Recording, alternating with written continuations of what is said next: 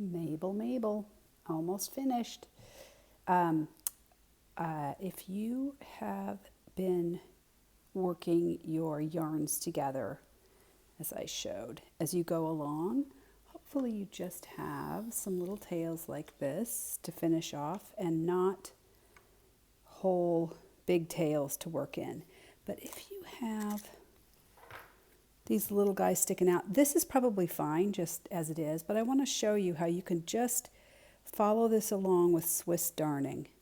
So this came out there, and so where it would be headed would be, it came over there, it would come right in here. So to just secure this a little bit more, I'll follow along where that stitch is going.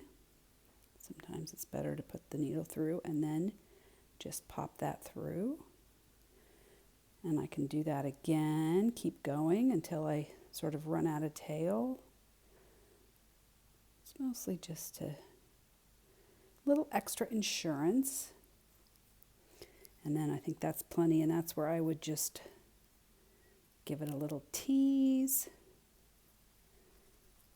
And this keeps that from popping forward to the front of the sweater.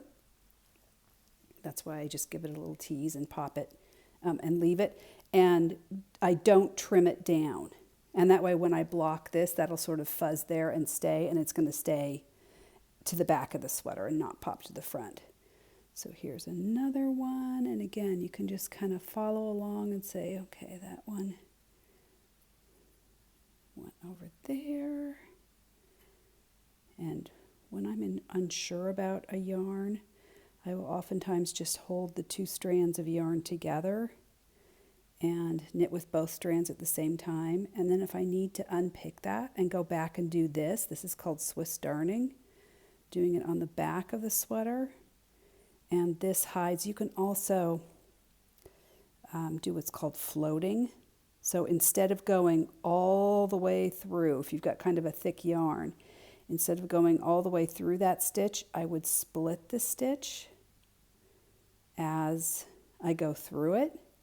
And that is going to keep your yarn that you're working in floating on the back of your knitting.